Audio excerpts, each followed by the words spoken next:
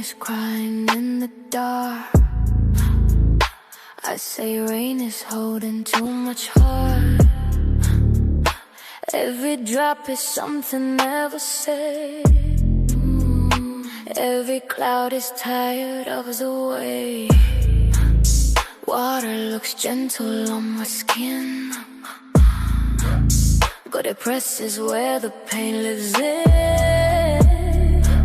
Người ta nhầm sự mềm mại với vô hại, nhưng im lặng cũng có trọng lượng riêng.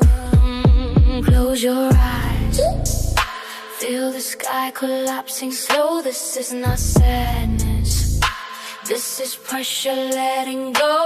Close your eyes, it seduces the ground to fall. Soft like silk, but it makes you lose control. Rain don't cry, it's emotion with no sound. Slow, slow, slow, till your lungs forget the ground.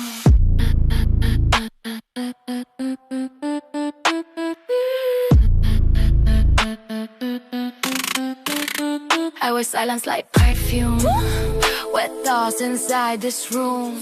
Neon lights on broken dreams. Everything is more than it seems.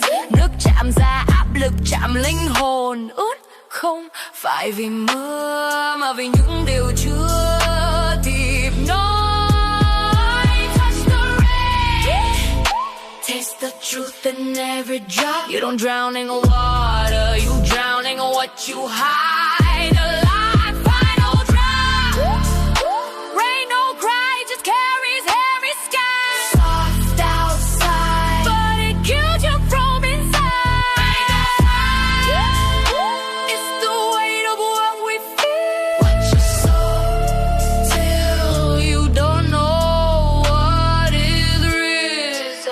Không phải nước, mà là khối lượng của im lặng.